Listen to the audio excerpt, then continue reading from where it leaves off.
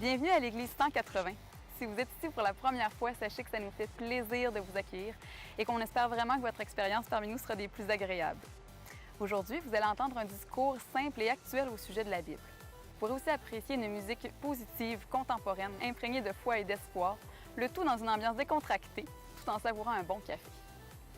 Les dimanches matins, nous offrons aussi un service à l'enfance afin que vos enfants aient du plaisir, soient en sécurité et que vous ayez l'esprit tranquille tout au long de l'événement.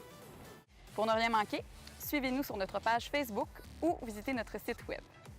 Au nom de toute l'équipe de l'Église 180, bonne rencontre!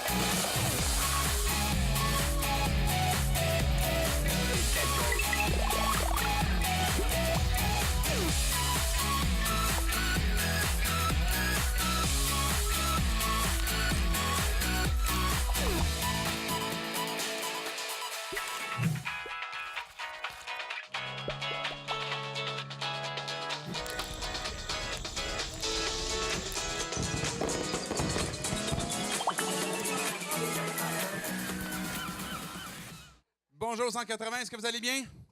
Oui, good, je suis content de vous voir. Bienvenue. Si vous nous visitez, on est content de vous accueillir. On espère que vous allez trouver votre aise, que vous allez être bien. On met beaucoup d'efforts pour que vous puissiez trouver ici un lieu safe pour que vous puissiez venir et puis entendre des réponses peut-être à vos questions, à votre curiosité. Bienvenue aussi si vous nous suivez en ligne ou en rediffusion. Vous écoutez le discours un peu plus tard au courant des journées qui suivent le moment qu'on fait ce discours. Donc, je souhaite la bienvenue de tout le monde. Si on est dans notre formule encore pendant, je ne sais pas si ça va aller jusqu'à dimanche prochain, il faudrait que je regarde l'horaire, mais on est dans la formule où on est présentement à l'Agora ou peut-être la cafétéria, mais on va revenir très bientôt dans la salle principale. Donc, si vous revenez dans les semaines qui suivent, vous allez nous chercher. On va être de retour à la salle principale. Si vous cherchez les salles de bain, puisque peut-être vous êtes moins familier avec le lieu où on est présentement, vous pouvez en trouver à l'arrière, dans le corridor. Vous faites le tour jusque dans le corridor, ou sinon, vous passez devant tout le monde ici, puis vous allez par là. Ça peut être une autre option aussi. Donc, il n'y a pas de gêne, on veut que vous soyez à votre aise. Comme vous avez vu, on a vu le petit vidéo qui nous rappelle la thématique dans laquelle on est. On a commencé il y a quelques semaines, qu'on a appelé le biscuit chinois, et qu'on est en train de voir finalement à travers cette série le livre des Proverbes.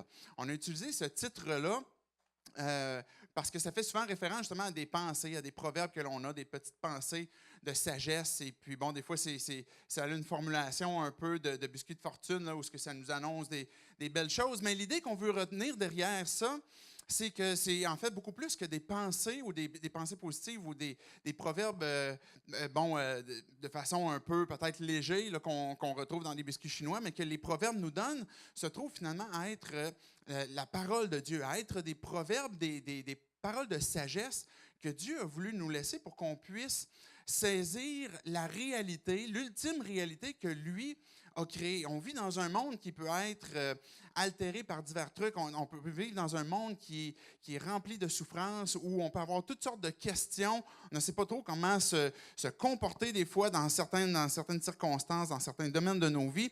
Et ce que notre Créateur, ce que Dieu, qui est un Dieu personnel, a voulu nous laisser, mais c'est justement ces paroles de sagesse pour qu'on puisse avoir une vie qui est très, évidemment, concrète, qui est très terre à terre, et qu'à travers cette vie très terre à terre, on est capable de saisir la réalité que lui a voulu nous faire vivre et dans laquelle lui, il transcende. Des fois, on a tendance à faire des séparations entre, OK, Dieu est là-dedans, puis Dieu n'est pas là-dedans.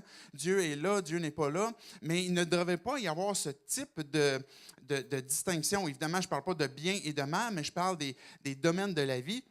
Et que Dieu a des paroles de sagesse à nous communiquer pour qu'on puisse saisir l'ultime réalité. Ce matin, on voit Vous avez peut-être vu le titre passer cette semaine, la parole, pas la parole, mais la femme de Proverbe 31, la femme vertueuse. Est-ce que vous vous souvenez de l'histoire de Safia Nolin? Safia Nolin a passé, à un moment donné, est allée chercher son prix à la disque et puis est allée chercher son prix, mais ce qui a fait les manchettes de Safia Nolin, c'est pas qu'elle était une bonne chanteuse, c'est pas qu'elle a reçu un prix à la disque, c'était son habillement. Son habillement n'a pas passé sur les réseaux sociaux, peut-être sa façon de parler un peu aussi. Et puis, à travers cette histoire-là, finalement, à travers les réseaux sociaux, beaucoup de mépris, beaucoup de mauvaises paroles ont sorti sur Safia Nolin à cause de sa façon de se vêtir, d'aller en avant, par exemple, dans un gala en jeans et puis avec un T-shirt de Jerry Boulet. Et puis là, les gens lui disaient qu'elle était, disgracieuse et puis toutes sortes de propos négatifs. Puis je ne veux pas faire l'apologie de dire, OK, on peut s'habiller comme on veut, puis c'est pas le type de débat que je veux lancer. Mais ce que je veux faire ressortir, c'est que la perception de notre société sur ce que c'est la beauté ou ce que c'est une femme, comment est-ce qu'elle devrait se comporter en société, comment est-ce qu'elle devrait s'habiller, comment est-ce qu'elle devrait parler, comment est-ce qu'elle devrait gesticuler, bien, notre société a cette attente-là et puis on la verbalise et on devient très mal à l'aise quand quelqu'un sort un peu de ce moule-là. Et la beauté est un concept, des fois, qu'on a de la difficulté à saisir, qu'on a de la difficulté à même apprécier. Parce que si notre société a une image X de ce que c'est la beauté, bien, on en vient nous-mêmes avec peut-être certains complexes de notre apparence, de notre façon d'être. La femme qui est belle, elle ressemble à quoi? C'est quoi ses dimensions? C'est quoi son attitude? C'est quoi est-ce qu'elle peut mettre un T-shirt de Jerry Boulet? Est-ce qu'elle peut être une belle femme malgré tout ou non? La forme du nez, son caractère, c'est quoi les standards de beauté? Et finalement, c'est qui définit justement cette beauté-là? Et naturellement, ce qu'on va avoir tendance à faire, puis on est tous de ce même profil où on va juger selon ce qu'on voit. On va juger selon ce qui frappe nos yeux, ce qu'on va avoir, et puis on va avoir tout de suite une évaluation en fonction de l'apparence. Et puis même, en fait, la Bible dit exactement la même chose que ce qu'on est nous-mêmes conscients de notre propre cœur. Dieu il dit que l'homme regarde à ce qui frappe les yeux, Dieu regarde au cœur. Donc, naturellement, même si vous dites, moi, je suis vraiment une personne vertueuse et puis je ne fais pas ce type de choses-là, intérieurement, on a tous une évaluation de la beauté, de ce qui est beau, de ce qui n'est pas beau. Et donc, le Proverbe 31 va nous amener à pouvoir saisir l'ultime réalité de ce que Dieu a voulu créer, c'est quoi ces standards de beauté, c'est quoi une femme qui est belle et qui va justement pouvoir s'émanciper. C'est une vertu que l'on veut beaucoup valoriser justement dans notre société. Mais selon l'ultime réalité, bien, ce Proverbe 31-là va nous amener finalement à pouvoir saisir cette ultime réalité-là. Et malheureusement, ce qui arrive des fois, par contre, avec ce passage-là, c'est que plusieurs femmes, si vous êtes familière avec l'Église, si vous êtes familière, vous l'avez déjà lu, vous avez peut-être une appréhension de ce texte-là. Peut-être que vous avez vu sur Facebook cette semaine que, non, pas Proverbe 31, on va parler de ça, là, on va se le faire mettre d'en face encore, puis comment est-ce qu'on n'est pas capable de rejoindre ce standard-là. Alors, malheureusement, des fois, c'est un peu la façon que ça peut être présenté, mais je ne crois pas que ce que c'est le Proverbe 31, c'est ce qu'il fait. Ce que j'aimerais que vous reteniez ce matin, on va voir des highlights, j'ai appelé ça comme ça, à travers le texte de Proverbe 31, des highlights qui ressortent du texte. Et puis, mais ce que j'aimerais qu'on puisse retenir ce matin à travers ce texte-là, et je vais parler aux femmes, mais ça concerne que vous soyez une femme, que vous soyez un homme, vous êtes concernés nécessairement parce qu'on est tous en relation avec, si vous êtes une femme, si vous êtes un homme, on est tous en relation avec ce concept de féminité puis de masculinité. Donc, mais quand même, ça va s'adresser, comme le proverbe le fait, aux femmes. Et ce que je veux que vous puissiez retenir, ce que je veux déclarer ce matin, que vous soyez une femme, que vous soyez une jeune femme, que vous soyez une femme plus âgée, on ne dira pas une femme âgée, une femme plus âgée, j'aimerais que vous reteniez que vous êtes belle. Je n'ai pas demandé à ma femme si je pouvais dire ça ce matin, mais je suis sûr qu'elle est d'accord. Vous êtes belle et le potentiel de votre beauté est l'image de Dieu. Le potentiel de votre beauté est à l'image de Dieu. Vous êtes créée pour être belle. Vous êtes à l'image de Dieu. Et le Proverbe 31, c'est vers ça qui va nous conduire ce matin. Vous êtes belle. J'aimerais qu'on puisse prier tout simplement demander à Dieu qu'il puisse nous révéler qu'est-ce que lui a à dire à travers le Proverbe 31, puis après ça, on va lire le texte. Donc, prions. Ce matin, Dieu, on veut te demander ton intervention pour nous diriger dans ce qu'on va lire, qui est ta parole, qui est ce proverbe, Dieu, que tu nous as laissé. Et on veut être attentif à ce que toi, tu as à nous dire, avec ton esprit, pour que tu puisses venir nous communiquer les pensées qui ont besoin d'être corrigées, les pensées qui ont besoin d'être transformées. Que tu puisses venir, Dieu, nous révéler qu'est-ce que toi, tu as à dire sur ce concept de beauté, de ce que c'est une belle femme. Et que tu puisses, Dieu, nous encourager et puis nous transformer aussi à travers ce temps qu'on va avoir ensemble. Et c'est dans le nom de Jésus qu'on prie. Amen. OK, donc je vais lire le Proverbe 31. Et puis, après ça, on va voir différents highlights. OK, Proverbe 31, on va lire à partir du verset 10 jusqu'à la fin, finalement, le verset 31. Alors, soyez bien attentifs. Qui trouvera une femme de valeur? Elle vaut bien plus que des perles. Le cœur de son mari a confiance en elle et c'est tout bénéfice pour lui. Elle lui fait du bien et non du mal tous les jours de sa vie. Elle se procure de la laine et du lin et travaille d'une main joyeuse. Pareil à un navire marchand, elle rapporte ses provisions de loin. Elle se lève alors qu'il fait encore nuit et elle donne la nourriture à sa famille et ses ordres à ses servantes. Elle pense à un champ et elle l'achète. Avec le fruit de son travail, elle plante une vigne. Avec la force en guise de ceinture, elle affermit ses bras à des gros pipes. Verset 18, elle constate que ce qu'elle gagne est bon. Sa lampe ne s'éteint pas pendant la nuit. Elle file elle-même la laine, elle tisse elle-même les habits. Elle ouvre ses bras aux malheureux, elle tend la main aux pauvres. Elle ne redoute pas la neige pour sa famille, car chacun y est habillé de cramoisi. Elle se fait des couvertures, elle a des habits de fin lin et en pourpre. Son mari est reconnu aux portes de la ville lorsqu'il siège avec les anciens du pays. Elle fait des chemises et les vend, et elle livre des ceintures aux marchands. La force et l'honneur, voilà ce qui l'habite. Elle rit en pensant à l'avenir. Elle ouvre la bouche avec sagesse et un enseignement plein de bonté est sur sa langue. Elle veille à la bonne marche de sa maison. Elle ne mange pas le pain de la paresse. Ses fils se lèvent et la disent bienheureuse, son mari aussi, et il chante ses louanges. Bien des femmes font preuve de valeur, mais toi, tu leur es à toute supérieure. La grâce est trompeuse et la beauté est illusoire. C'est la femme qui craint l'Éternel qu'on chantera les louanges. Donnez-lui du fruit de son travail et qu'aux portes de la ville, ses œuvres fassent son éloge. Voici le Proverbe 31 qui nous a été donné. Je disais tantôt que ce proverbe-là, souvent, est placé comme étant, voici le standard, voici à quoi une femme doit ressembler. Et puis, quand on regarde ça, il pourrait y avoir du découragement. On pourrait avoir ce sentiment comme quoi on n'est pas à la hauteur et puis qu'on ne sera pas capable de faire tout ce que cette femme fait. Là. Il me semble qu'elle tisse, elle fait sa couture, elle achète un champ, elle va faire son jardin, elle va faire son pain, elle va vendre du pain, elle va faire des ceintures, il me semble qu'elle doit avoir plus que 24 heures dans sa journée pour faire tout ce qu'elle a. Quand on lit ce texte-là, ça nous conduit à une double invitation. Ça va nous conduire à une invitation qu'on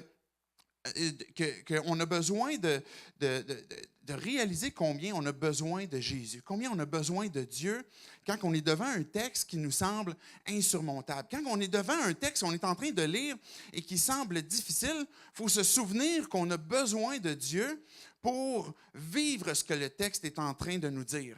Ce n'est pas un fardeau. Je disais au tout début de la série que les proverbes, ce n'est pas une liste de codes moraux qu'il faut se placer en dessous puis qu'il faut suivre ces choses-là. Je ne suis pas en train de dire qu'il ne faut pas obéir à la parole, mais je suis en train de dire que si on fait des proverbes un code moral, on est en train d'adhérer à une foi, une religion qui est lourde et qui est difficile. Et quand on est devant un texte difficile, puis il y en a d'autres dans la Bible, ça nous invite à se souvenir qu'on a besoin de Jésus. J'ai besoin de Dieu. J'ai besoin de son intervention. J'ai besoin de sa grâce. J'ai besoin de sa puissance. Parce que Jésus je peux dépendre de lui pour recevoir son obéissance, pour recevoir sa sagesse, pour recevoir sa puissance, sa transformation.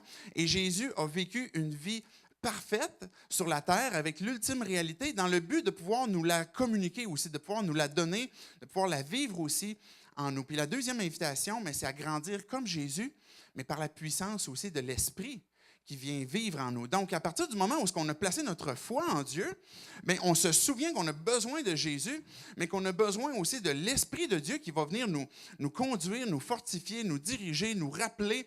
Et c'est comme ça qu'on peut marcher selon l'Esprit. Donc, c'est cette double invitation qui nous est faite ce matin, si vous lisez ce texte et vous le trouvez un peu lourd. Une autre chose aussi qu'on peut ressortir du texte, c'est pourquoi est-ce qu'on peut dire que ça, c'est la parole de Dieu? Pourquoi est-ce qu'on peut dire que ça vient de Dieu? Je voulais juste faire un mini glimpse, un mini coup d'œil sur ce que c'est, ce qu'on appelle l'inspiration des Écritures. C'est des grands termes. Des fois, vous entendez peut-être l'Écriture, la parole de Dieu, la Bible. Mais la parole de Dieu, ce que Dieu nous a donné, ce que Dieu nous a révélé, c'est ce qu'on peut appeler justement sa parole, ce qu'on peut dire que, selon ce qu'on croit, qu'elle a été inspirée de Dieu. Et quand on lit, par exemple, la Bible, sans s'arrêter à comprendre c'est qui a écrit ça, pour qui est-ce que cette personne-là l'a écrit, c'est dans quelle intention, et puis c'est quel type de texte on est en train de lire, on a un potentiel de tomber dans un piège, de ne pas comprendre ce que le texte dit. Donc, il y a évidemment une part d'interprétation correcte que l'on doit faire, et que vous lisez d'autres textes qui ne sont pas la Bible, il y a ce même type de travail où ce qu'on doit comprendre, est-ce que la personne est en train de faire un sarcasme, de faire une blague, est-ce qu'elle est en train d'être sérieuse, et on a besoin d'interpréter le contexte pour comprendre le message qui nous est donné.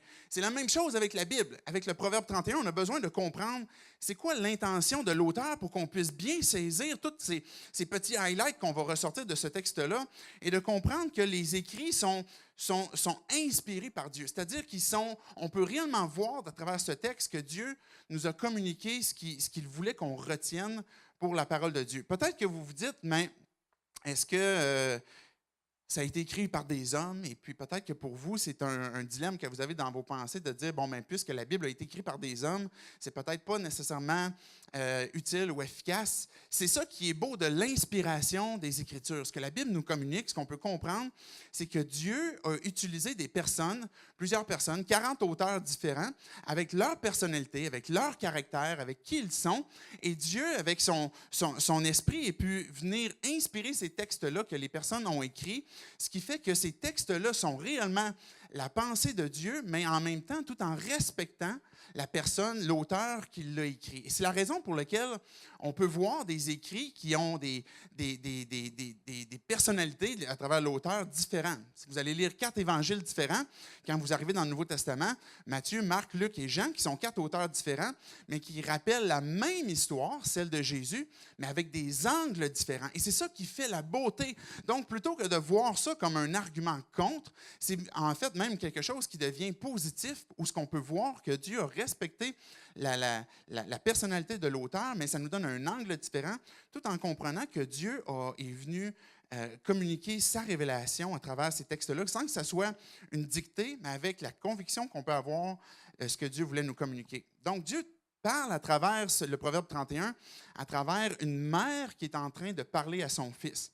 Et c'est ça qui est intéressant. Le Proverbe 31, on est en train de voir un enseignement qui est communiqué d'un sage par exemple, à un enfant, et c'est ce qui revient souvent dans les proverbes. Et puis, donc, c'est de cet angle-là qu'on peut regarder le Proverbe 31. Je ne sais pas si vous vous souvenez, au tout début, j'ai lancé aussi un petit défi de lecture que chaque jour de la semaine, quand que vous lisez, par exemple, si vous voulez lire de façon systématique les proverbes, si on est, par exemple, aujourd'hui le 4 juin, vous pourriez lire, par exemple, Proverbe 4. Et puis, c'est le défi qu'on voulait vous lancer à travers la série Le Biscuit chinois, qu'à chaque jour, que vous puissiez avoir un proverbe à lire. Et ces contextes-là vont nous aider à saisir. Donc, il y a 3 choses à savoir sur ce texte-là. 3 choses à savoir, puis déjà sur lesquelles on peut retenir des applications pour nos vies. Je veux juste vous rappeler d'abord que vous êtes belle et que le potentiel de votre beauté est à l'image de Dieu. Quand Dieu a créé l'homme, il l'a créé à son image. Quand Dieu a créé la femme, il l'a créé aussi à son image. Pas à l'image de l'homme, mais à l'image de Dieu. Alors, quand Dieu vous a créé, il vous a donné ce potentiel de beauté qu'il veut déployer à travers vous et qu'il veut communiquer. On parlait tantôt de notre perception, par exemple, à travers Safia Nolin, à travers d'autres personnes que l'on va voir, mais à travers chacune des personnes d'entre nous, chacune des femmes que vous êtes ici, des personnes que vous allez rencontrer sur la rue, même les plus détestables, ce que vous pouvez voir en eux, c'est l'empreinte du Créateur. L'empreinte du Créateur. Il y a toujours quelque chose de beau à travers une personne qui est l'empreinte du Créateur. Même si tu ne crois pas en Dieu, même si tu croises une personne qui ne veut rien savoir de Dieu, il y a dans cette personne-là quelque chose de beau, et peut-être caché, mais il y a quelque chose de beau qui est l'empreinte du Créateur. Et c'est trois choses à savoir. La première des choses, quand on regarde, par exemple, le Proverbe 31, puis qui va nous aider à le comprendre, c'est que c'est un acrostiche. C'est un poème qui est basé sur un acrostiche des 22 lettres de l'alphabet hébreu. Donc, ça nous aide à comprendre que, OK, c'est un poème qui est donné. Il y a une intention que d'avoir 22 caractéristiques différentes à travers cet acrostiche où on va passer toutes les lettres de l'alphabet et qu'il va y avoir une vertu associée à chacune de ces lettres-là. Donc, ce n'est pas une image à laquelle toutes les femmes doivent ressembler parce que Dieu vous a créé différemment, mais c'est ce que j'appelle le A à Z de la beauté, de la valeur, du rayonnement, du courage, de la féminité, de la femme. Le A à Z de ce que Dieu a mis comme potentiel dans la femme, dans sa beauté, dans sa valeur, dans son rayonnement. Le A à Z nous rappelle aussi le potentiel plutôt que la disqualification. Est-ce que vous comprenez ce que je veux dire par là?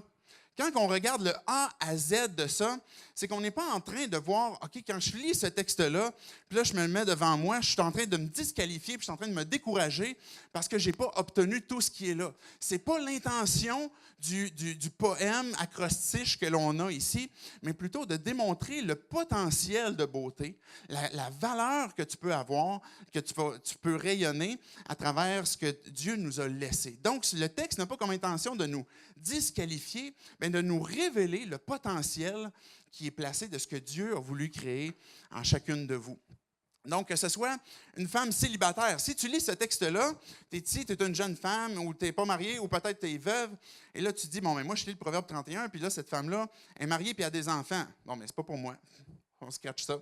Mais ça serait une erreur. C'est pas l'intention n'est pas de montrer que la femme vertueuse doit avoir un mari, doit avoir des enfants, mais plutôt de démontrer, comme je viens de dire, c'est le A à Z qui révèle finalement le potentiel de ce que Dieu peut faire dans différentes circonstances.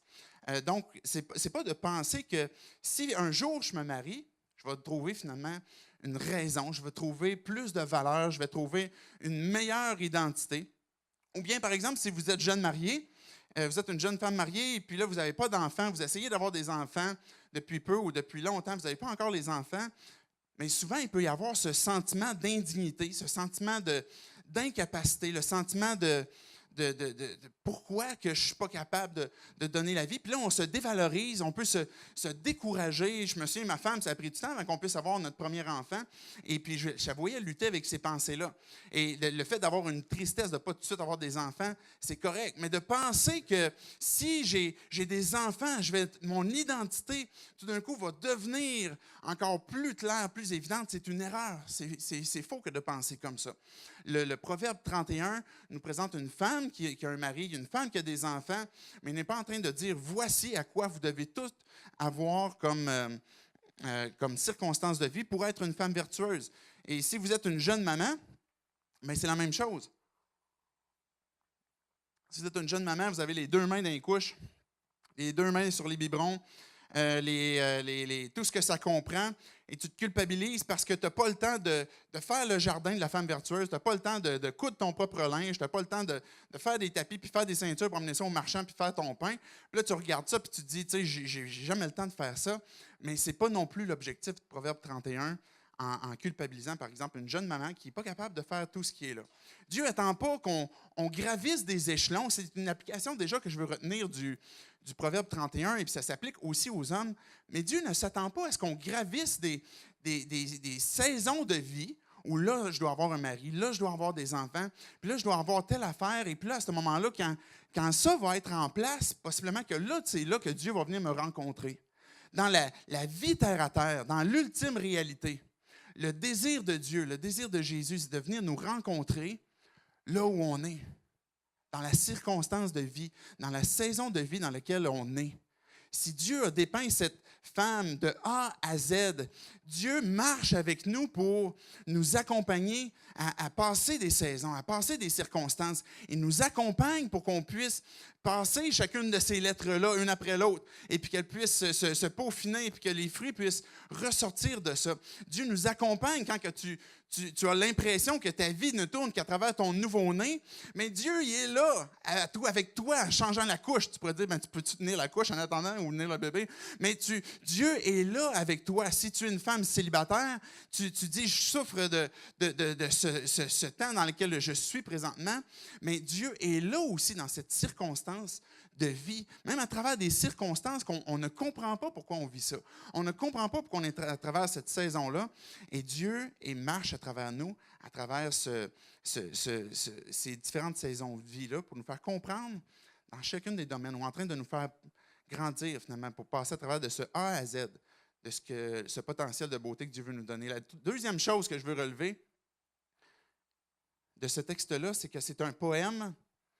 C'est le poème de nature héroïque. Le style littéraire que l'on trouve dans le Proverbe 31 est le même style littéraire que l'on trouve, par exemple, dans les récits héroïques de la Bible qui vont parler, par exemple, de David, de Jonathan, des différents récits héroïques que l'on voit. Ce texte-là nous parle finalement que la femme est elle aussi de nature héroïque, ce que Dieu a créé. On a traduit le mot, on a utilisé le mot vertueuse, mais on aurait pu traduire peut-être plus efficacement, par exemple, par vaillante, courageuse ou valeureuse. La femme valeureuse, la femme courageuse. Et ça, c'est ce que Dieu a voulu créer en créant la femme. Dans notre société, je ne sais pas s'il y en a qui ont vu Wonder Woman, je ne l'ai pas vu, je sais que c'est ressorti récemment. Ce que l'on fait naturellement, c'est qu'on va transposer notre concept de ce que c'est le concept héroïque, là, je vais dire ça comme ça, masculin, mais on va le transférer sur ce qu'une femme peut être aussi pour être héroïne, ou héroïque. Donc, la femme, on va masculiniser beaucoup, finalement, la femme, en disant, bon, ben, elle aussi, elle doit donner des coups de poing, elle doit donner des coups de pied, elle doit faire des choses héroïques un peu à la façon des hommes. Et ce que ce texte-là est en train de nous révéler, c'est pas une femme héroïque en train de faire des œuvres masculines sur un champ de bataille, mais c'est voici ce que la femme a comme action héroïque. Au jour le jour, à chaque jour, voici à quoi ça ressemble. Et quand on regarde les mots qui sont dans ce texte-là, ils nous dépeignent justement, c'est des mots, par exemple, qui sont employés dans la guerre, qui sont employés dans des textes de récits, comme je disais tantôt, qui nous parlent de récits héroïques. Donc, le Proverbe 31 est une image de vie, une femme utilisée par Dieu pour faire avancer son royaume, sa mission, et puis sur différents fronts, où ce que la femme doit être où la femme a ce potentiel que d'être utilisée par Dieu pour avoir ses actions héroïques. Et les femmes, vous êtes créées héroïques, et utilisées par Dieu pour faire avancer ses rêves, sa mission sur le royaume. Le troisième élément, je vais avancer rapidement parce que je vais voir certains éléments du texte, mais le troisième élément que je veux qu'on retienne du texte, donc ce que j'ai mentionné tout d'abord, c'est que c'est un poème acrostiche, Proverbe 31. La deuxième chose, c'est un style littéraire de nature héroïque. Et la troisième chose, c'est un poème qui se veut confronter la tendance destructrice. C'est-à-dire que depuis toute époque, depuis toute société, malheureusement, ce qui ressort, puis c'est une des conséquences du péché qui nous est révélé dans la Bible, l'homme domine la femme. Et l'homme veut écraser la femme. À l'inverse, la femme va avoir une réaction aussi, mais il y a une domination que de vouloir écraser. Et on voit à travers les époques, à travers les siècles, dans l'Antiquité, par exemple, au moment où ce Proverbe 31 a été écrit, que la femme est souvent vue comme inférieure à l'homme. Et le Proverbe 31 veut justement faire une confrontation sur cette pensée qui pouvait exister dans l'Antiquité et qui est tout à fait pertinent encore de nos jours en 2017. Donc, la femme était vue, par exemple, comme un objet. C'était souvent des servantes, c'était des concubines. On les utilisait souvent pour pour être servantes dans des maisons, dans divers lieux, pour des services sexuels comme concubines. Et puis, sans avoir la même valeur que l'homme, les femmes, à l'époque, ne pouvaient pas hériter. C'est les hommes qui héritaient. Donc, le père qui mourait, l'héritage allait au fils, n'allait pas à la mère.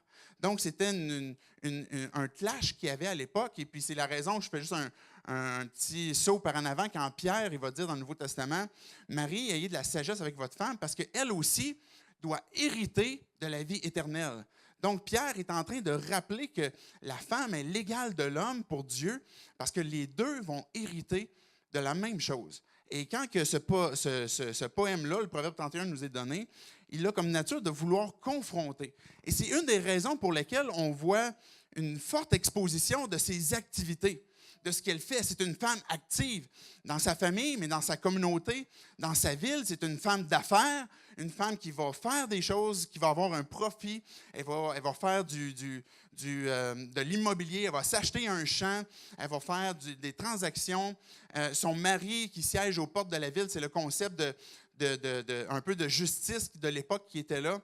Donc, son mari est louangé même à cause de sa femme qui était active. Donc, c'est ça le troisième élément. Ce poème-là se veut de vouloir confronter la pensée des gens que les femmes, vous avez une intelligence, vous avez des dons, vous avez des talents, vous avez des passions, vous avez des rêves.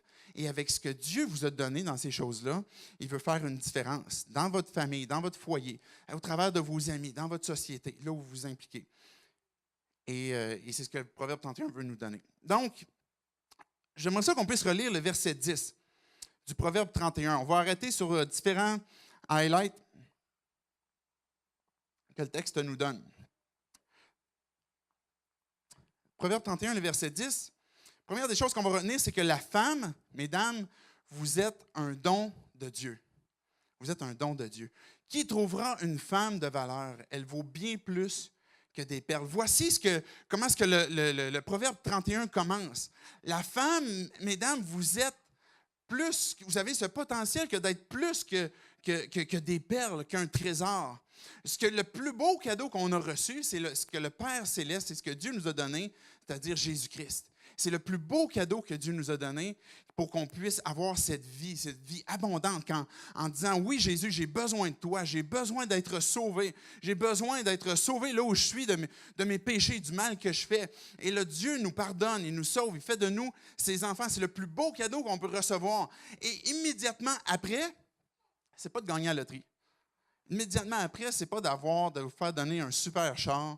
Immédiatement après, ce n'est pas d'avoir toutes sortes de biens, ou ce n'est pas le rêve de Cendrillon de devenir super belle ou super populaire, mais c'est tout simplement que, mesdames, vous êtes un don de Dieu. Vous êtes un don de Dieu. Si les hommes, vous êtes là, vous dites, j'ai l'impression que le Proverbe 31 ne s'adresse pas à moi, souvenez-vous d'avoir cette perception que votre femme, si vous êtes marié, que les femmes qui sont dans votre vie sont des dons de Dieu. Le Proverbe 18, 22, je fais juste vous citer deux autres proverbes, je ne les ai pas apportés, mais Proverbe 18, 22 dit « Celui qui trouve une femme a trouvé le bonheur, c'est une faveur qu'il a reçue de l'Éternel. » Proverbe 19, verset 14 dit « On peut hériter des parents une maison ou des richesses, mais une femme prudente est un don de l'Éternel. » Donc la femme, mesdames, vous êtes un don de Dieu. Et puis, ce plus grand don-là vous a été donné. Et puis, vous êtes à l'image de la générosité de Dieu, de la beauté de Dieu, de la force, de cette persévérance, de cette bonté, de cette même protectrice aussi. On attribue souvent la qualité de protecteur aux hommes, mais essayez d'enlever un bébé à une maman. Vous allez voir comment est-ce qu'elle peut être protectrice. Peut-être plus que le père qui, lui, dort un petit peu encore sa Switch. Les femmes, vous êtes protectrices même aussi. Vous avez cette empreinte du Créateur en vous. Donc, vous êtes un trésor, vous êtes un don de Dieu, que ce que la Bible est en train de nous dire. Qui trouvera une femme de valeur? Si vous êtes de ces femmes qui vous laissez transformer par Dieu, puis laissez ce potentiel se développer, puis on va voir la conclusion tantôt du texte qui va nous aider à comprendre comment ça se fait, mais vous êtes un don de Dieu plus précieux que n'importe quel autre trésor. Et puis, pas pour être utilisé, pas pour être abusé, mais un trésor qu'on veut protéger, qu'on veut chérir, qu'on veut honorer, qu'on veut bénir, qu'on veut servir. Un trésor n'est pas abusé ou utilisé. Et peut-être qu'on se regarde des fois et qu'on se dirait, ben, j'ai l'impression d'être une erreur, j'ai l'impression d'avoir fait peut-être trop d'erreurs, j'ai l'impression que je ne pourrai jamais être un don de Dieu, je devrais plutôt être un déchet. C'est un mensonge. C'est un mensonge que de penser qu'il est trop tard, qu'il n'y a plus rien à faire. Dieu ne te voit pas comme ça. Dieu ne te voit pas désappointé, pas découragé. Dieu a encore cette puissance, cette volonté, cette capacité. Et puis, il est encore ravi de cette empreinte qu'il a laissée en toi et qu'il veut faire ressortir parce que tu es belle et puis tu as ce potentiel de beauté à l'image du Créateur. Proverbe 31, les versets 11 et 12. Regardez ce que cette femme-là inspire. Verset 11 dit, « Le cœur de son mari a confiance en elle et c'est tout bénéfice pour lui. Elle lui fait du bien et non du mal tous les jours de sa vie. » Encore une fois, on pourrait étendre l'application plus loin que juste envers son mari. Parce que la femme célibataire, la femme qui est veuve, la femme qui est peut-être monoparentale, elle a cette femme vertueuse. Quand Dieu vient déployer ce potentiel-là en elle, elle inspire la confiance. Elle inspire la confiance. On pourrait dire, oui, mais c'est juste en Dieu qu'on va placer notre confiance. C'est en lui qu'on va vraiment comme confier nos cœurs. Mais pourtant, cet homme-là, ce qui nous est communiqué dans le Proverbe 31, le cœur de son mari a confiance en elle. Il n'est pas en train de tout le temps la surveiller parce que cette femme-là, elle est une femme de confiance.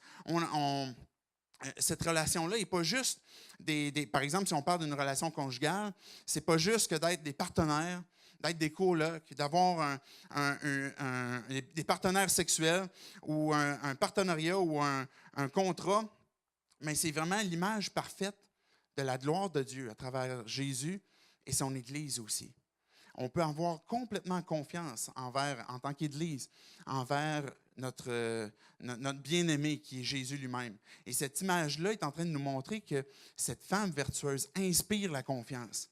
Dieu nous transforme à travers des saisons, les épreuves, des circonstances, puis vient affiner notre beauté, votre beauté, en devenant de plus en plus des femmes qui inspirent cette confiance. Et peut-être que tu dis, puis tu entends ça, puis tu te dis, j'ai trop fait de choses où j'ai perdu la confiance. Peut-être que j'ai trop fait de niaiseries. Peut-être que j'ai trop fait de choses où j'ai fait une bourde qui fait que je ne peux plus gagner la confiance. Mais il n'est jamais trop tard par la grâce de Dieu, à rebâtir une confiance, à dépendre de Dieu et puis d'être cette femme qui éventuellement va inspirer cette confiance-là. Il fait chaud ici, hein, c'est moi qui ai chaud? Les spots en avant, là, il me semble. Non, je vais essayer de continuer, il faut juste que je m'abreuve une fois de temps en temps. Les versets, regardez à partir du verset 15 ici, ce que le texte dit. Et là, je vais employer une expression qui peut-être va être différente, mais qui va dire beaucoup. Je vais lire le texte, puis après ça, je vais dire mon expression. Verset 15 dit, « Elle donne la nourriture à sa famille et ses ordres à ses servantes. Elle pense à un champ et l'achète. Avec le fruit de son travail, elle plante une vigne. Avec la force en guise de ceinture, elle affermit ses bras. » Et là, au verset 20, ça dit, « Elle ouvre ses bras aux malheureux et tend la main aux pauvres. Elle ne redoute pas la neige pour sa famille, car chacun y est habillé de cramoisi. Elle ouvre la bouche avec sagesse et un enseignement plein de bonté est sur sa langue. » Que tu sois célibataire, que tu sois marié, que tu sois plein d'enfants ou pas d'enfants, voici ce que la femme que Dieu a créée ou qui a placée en toi, ou l'empreinte qu'il a placée en toi, ce qu'il veut utiliser, que Dieu veut utiliser pour être transformé, pour dynamiser, pour adorer. Cette expression que je voulais utiliser pour cette femme-là, elle a une adoration active. Elle a une adoration active. Souvent, on va imaginer l'adoration comme, OK, il faut que je fasse quoi pour adorer? Là, on va adorer tantôt. Je vais inviter les musiciens justement à s'avancer. Vous pouvez venir me rejoindre. Mais on va adorer. C'est quoi? On va adorer en chantant. Mais ce que le texte est en train de nous dire, c'est que l'activité de cette femme, l'activité qu'elle a, c'est une adoration où elle est en train d'utiliser ce que Dieu a donné, ce que Dieu a placé en elle, et puis est en train de l'utiliser pour bénir, pour servir, pas pour faire avancer son royaume, mais pour faire avancer son royaume à elle, mais pour faire avancer le royaume de Dieu. Et elle veut utiliser les rêves que Dieu place sur son cœur pour glorifier Dieu. Elle veut placer les dons que Dieu a placés en elle, ses talents que Dieu a placés en elle, pour faire du bien, pour prendre soin. Elle prend soin de sa maison, elle prend soin du malheureux, elle prend soin des gens autour d'elle, que tu sois célibataire, que tu sois marié, que tu aies des enfants, que tu n'aies pas des enfants. Ce potentiel que Dieu a placé en toi peut être utilisé pour devenir une adoration active. Et que quand j'utilise ces choses-là, je suis en train de dire, Dieu, je reconnais ce que tu m'as donné, je veux l'utiliser pour que toi, tu sois glorifié, pour que toi, tu sois élevé, pour que toi, tu sois présenté. Et cette femme-là, qui est utilisée par Dieu, n'utilise pas les gens pour être à son service, mais elle est prête à servir les gens parce qu'elle sait qui elle est. Elle sait ce que Dieu a placé en elle. Et c'est le fruit que Dieu fait quand il nous prend en main. Donc, cette femme a une adoration active. Un autre highlight, et qui est le dernier, puis qui est primordial, qui est la clé finalement de ce texte-là, qui est le verset 30. Cette femme craint l'Éternel. Regardez le verset 30. La grâce est trompeuse et la beauté est illusoire. C'est de la femme qui craint l'Éternel qu'on chantera ses louanges. Qu'est-ce que c'est? Qu'est-ce que ça veut dire que de craindre l'Éternel? Ce n'est pas tant l'idée d'avoir peur au point que je ne veux pas m'approcher, je ne veux pas avoir cette relation-là parce que j'ai trop peur, mais cette phrase-là, elle est la clé pour comprendre les proverbes. Et cette phrase veut tout simplement dire, c'est toi qui es Dieu, c'est pas moi. Je reconnais que c'est toi qui es Dieu. Je reconnais que c'est toi qui as la puissance. Je reconnais que c'est toi qui dirige ma vie. Je reconnais que c'est toi qui m'as créé et qui a placé son empreinte en moi. Et que quand j'accepte que Dieu fasse ce déploiement de cette beauté qu'il a placée en moi, ce n'est pas de l'orgueil, que ce soit de la dignité, que ce soit la beauté, que ce soit la force, l'intelligence, les dons, les talents, ce que Dieu t'a donné. La femme qui craint l'Éternel est celle qui va être utilisée par Dieu et qui va dire, non, Dieu, c'est pas moi. Nos questions qu'on a souvent dans nos cœurs, dans nos pensées, que l'on a, c'est qu'est-ce que je veux? Comment je le veux? Quand je le veux? Et c'est souvent nous qui se plaçons au centre pour déterminer ce que moi je veux. Et quand on commence à craindre Dieu, ou qu'on est en train finalement de reconnaître que Dieu a peut-être autorité sur ma vie, et que tranquillement Dieu m'apprend ces concepts-là, tranquillement j'apprends à faire confiance à Dieu. Et là, je vois le résultat que c'est en train de produire dans ma vie. Je veux de plus en plus faire confiance à Dieu et de moins en moins dire, non pas qu'est-ce que je veux, mais qu'est-ce que toi, Jésus, tu veux. Comment est-ce que toi, Jésus, tu le veux? Peut-être que je suis dans une circonstance de vie où j'ai mes idées personnelles sur ce que moi je veux. Mais Dieu, je te fais confiance. C'est toi que je veux suivre. C'est toi que je veux honorer. Et Jésus il disait, par exemple, et cette femme qui craint l'Éternel, et pour le transposer de nos jours aujourd'hui, je pourrais le vulgariser en disant de s'accrocher à Jésus. De demeurer en Jésus. Jésus il disait, demeurez en moi. Demeurez en moi. Mon Père, qui est le propriétaire, il nous comparait un peu à une vigne et qui fait pousser du fruit. Il disait, mon Père est le propriétaire. Moi, je suis celui qui donne la vie. Et puis, cette vigne-là va être émondée. Il va y avoir des circonstances, des fois, où Dieu va venir faire des choses dans nos vies qui vont peut-être nous déplaire parce que ce n'est pas ce que moi je veux. Mais ce que ça produit, par contre, c'est du fruit. Et c'est du beau fruit. Et c'est comme ça que Jésus disait, il concluait cette image-là en disant, c'est comme ça que mon Père sera glorifié si vous portez beaucoup de fruits. Cette femme vertueuse, peut-être que tu as cette réaction où ça peut être lourd quand tu lis ce texte-là. Mais la clé de tout le texte, c'est accroche-toi à Jésus. Fais-lui confiance. Peut-être dans les manques, peut-être dans les incapacités, peut-être que tu as toutes sortes de choses qui sont dans tes pensées qui t'empêchent où tu crois que tu ne pourras jamais avoir ces fruits ou jamais fleurir, jamais avoir cette beauté que cette femme a. Mais un arbre ne peut pas forcer ses propres fruits. Mais un arbre qui est bien attaché à la vie qui lui est communiquée à travers Jésus, cet arbre-là va se mettre à faire du fruit, à fleurir. Et Jésus est la sagesse de Dieu. Jésus révèle c'est qui Dieu. Et c'est lui qui fait ce travail aussi dans nos vies. Le dernier verset disait que celle qui craint l'Éternel se rit du futur. Pas parce qu'elle connaît le futur. Il n'y a personne qui connaît l'avenir. Parce que peut-être que tu as devant toi un futur que tu crains. Tu ne sais pas ce qui s'en vient. Tu as certaines espérances et puis tu ne sais pas si ça va se réaliser. Peut-être que tu es dans une circonstance de vie où il y a du chaos. Peut-être c'est ton travail, peut-être c'est des relations, peut-être c'est ton mariage, peut-être c'est tes enfants, peut-être c'est ta santé et tu ne connais pas le futur. Mais la femme qui s'accroche à la robe de Jésus, qui craint l'Éternel, se rit du futur parce qu'elle a compris, elle a expérimenté que quand je fais confiance à Dieu, puis quand je dis Dieu, pas ce que moi je veux, mais ce que toi tu veux, et qu'on a expérimenté comment est-ce que Dieu pourvoit toujours au-delà de ce qu'on peut imaginer ou penser qui est bien pour nous, mais on se rit du futur, puis on ne craint pas de ce qui s'en vient parce que je fais confiance à celui qui connaît le futur, à celui qui contrôle le présent.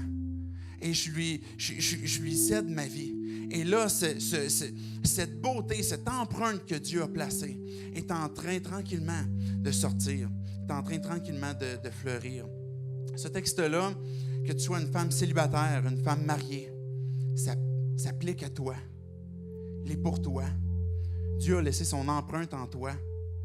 Que tu sois une femme avec des enfants, que tu sois un gars célibataire, pas d'enfant, pas marié, tu pourrais dire, il me semble que je suis celui qui est le plus loin qui peut être appliqué à ce texte-là. En fait, je te rappelle que ce texte-là a été écrit d'une mère pour son fils, qui est un gars célibataire. Comment rechercher cette femme-là? Comment voir comment est-ce que cette femme, est-ce qu'elle se rend vulnérable à Dieu, disponible? Est-ce qu'elle craint l'Éternel? Est-ce qu'elle aime Jésus? La grâce est trompeuse, que le texte nous disait tantôt. La beauté est illusoire. Mais la beauté, évidemment, c'est ce qui frappe à nos yeux. Mais quand on regarde ce que Dieu fait à travers vous, les femmes, peu importe vous êtes rendus à quel âge, on est capable de voir que cette beauté peut devenir de plus en plus grande, de plus en plus belle. Et que si la beauté terrestre peut, avec le temps, venir avec la vieillesse ou s'effacer avec la vieillesse, la beauté de qui vous êtes, de ce que Dieu fait en vous, peut toujours être grandissant. Et si vous êtes un homme marié, c'est la même chose aussi. Vous avez une femme qui vous a été donnée, qui est un don de Dieu, un trésor à chérir, à prendre soin, à servir, à aimer, pas à dominer, à être sensible à ses besoins. Vous voulez l'élever. Il y a un texte qu'on a dans le Nouveau Testament qui a été traduit à tort, qui est honorez-la comme avec un sexe plus faible. Vous n'êtes pas un sexe plus faible, mais c'est l'idée qu'on aurait pu traduire à travers cette phrase-là, qui est un vase de grand prix.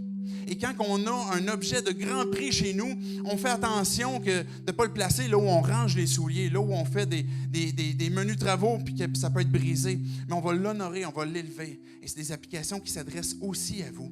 Que vous allez leader votre femme, pas en la dominant, mais en faisant comme Jésus fait avec son Église. Il se sacrifie pour elle, il la sert, il va la dynamiser, il va l'aider, il va l'accompagner à poursuivre même ce que Dieu a placé en elle pour qu'elle puisse déployer cette beauté que Dieu a donnée. J'aimerais qu'on puisse prier en terminant, qu'on puisse tout simplement se placer devant Dieu, pas en disant c'est tellement lourd, Dieu, qu'on part trop loin, en disant, Dieu, on veut que tu viennes transformer nos pensées, transformer notre façon de voir et déployer aussi ton œuvre dans nos vies. Et Dieu, c'est ce qu'on est en train de te dire ce matin. On te prie, on est en train de te communiquer qu'on a vu ce texte, on a pris conscience de ce texte, Dieu. Et tu nous rappelles comment est-ce que tu as créé une image parfaite en la femme. Comment est-ce qu'elle est un don qui vient de toi? Pour ceux on est ici, Dieu, si on est une femme, on veut serrer dans nos cœurs cette vérité. Renoncer aux mensonges comme quoi que peut-être de ce mensonge qui se reflète sur certains domaines de nos vies, sur certaines pensées, sur certaines saisons de nos vies où on ne vaut pas grand-chose, où on ne veut plus rien, où on se dévalorise. où on trouve notre identité en toutes sortes de choses, Dieu, mais qui est tellement passager. Dieu, on veut tout simplement te dire qu'on reconnaît le potentiel, on reconnaît ton empreinte dans nos vies, mais qu'on a besoin de toi aussi, qu'on a besoin de ta puissance pour venir déployer, pour venir transformer, pour que tu puisses venir, Dieu, nous sauver de ce de quoi on est encore enchaîné, ce de quoi, Dieu, le mal qu'on peut pratiquer encore. Dieu, on veut confesser dans nos cœurs ces mensonges, on veut confesser, Dieu, des pratiques que l'on fait, qui nous éloignent de toi, des pratiques qui vont nous détruire plutôt que bâtir cette vie, qui va détruire ce potentiel plutôt que de le mettre en avant. Dieu, viens nous transformer nos pensées, transformer nos cœurs, qu'on puisse avoir cette adoration active pour faire avancer ta mission, ton royaume. C'est dans le nom de Jésus-Christ qu'on prie ces choses. Amen.